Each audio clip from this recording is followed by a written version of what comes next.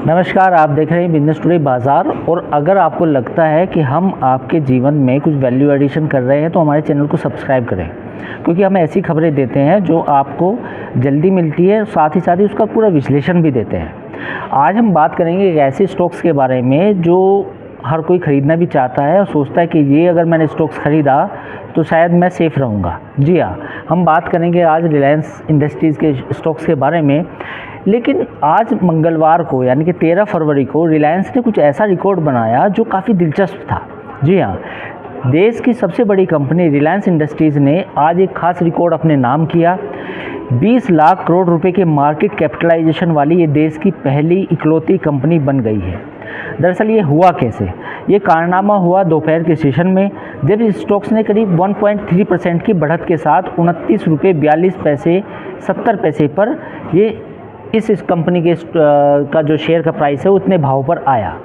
ये stocks intraday में 29 रुपये 11 पैसे पे खुला था और 29 रुपये 58 पैसे का इसने हाई बीट बनाया। तो इस जैसे ही ये रिकॉर्ड बना तो उसके बाद रिलायंस देश की ऐसी इकलौती कंपनी बन गई जिसका मार्केट कैपिटलाइजेशन 20 लाख करोड़ है। अब हम आपको बताते हैं कि इस स्टॉक्स के बारे में एक और बात। बेसिकली इस स्टॉक्स ने 8 साल तक पॉजिटिव रिटर्न दिया है। क्या आपको ये बात मालूम है? जी हाँ, आज की जब तेज़ी के साथ ही रिलायंस इंडस्ट्रीज देश की ऐसी कंपनी बन गई है जिसने 20 लाख का आंकड़ा तो छुआ ही, साथ ही जो इसकी सब्सिडरी है जिसको जियो फाइनेंशियल सर्विसेज का नाम दिया है, जो सब्सिडरी है उसका मार्केट कैपिटलाइजेशन भी 2.25 लाख 1.70 लाख करोड़ पहुँच गया है। और साथ ही साथ इसने एक और रिकॉर्ड बनाया कि 8 सालों तक पॉजिटिव रिटर्न देने वाला पहला ये स्टॉक्स भी बना है। अब इस स्टॉक्स की बात करें तो एक साल में कितनी तेज़ी दी है रिलायंस ने इस साल? अगर हम इस साल की तेज़ी की बात करें तो करीब 14% का रिटर्न दिया है। पिछले एक साल के दौरान इसमें 40% की तेज़ी देखी गई है और 2015 के बाद तो ये स्टॉक्स लगातार 8 सालों तक पॉजिटिव रिटर्न देने वाला है। यहाँ तक कि अगर 2012 से बात करें तो 2014 एकमात्र ऐसा साल था जब इस स्टॉक्स ने नेगेटिव रिटर्न दिया।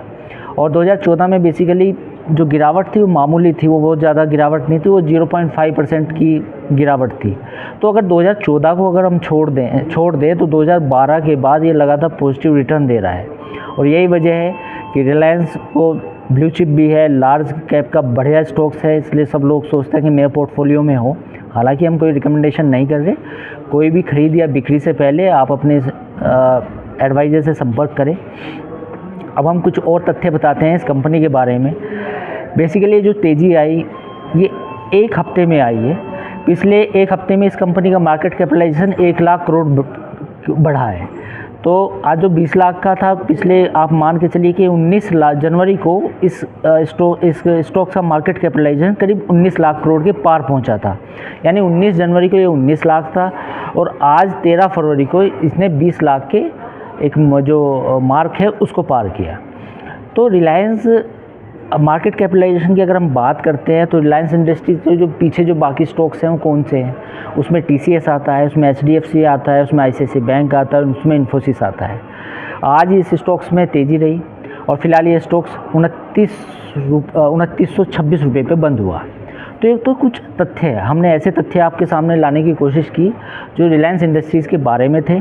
अगर आपको लगता है कि हमने कोई वैल्यू एडिशन किया आपकी जानकारी में तो आप हमारे चैनल को लाइक और सब्सक्राइब ज़रूर करें। नमस्कार।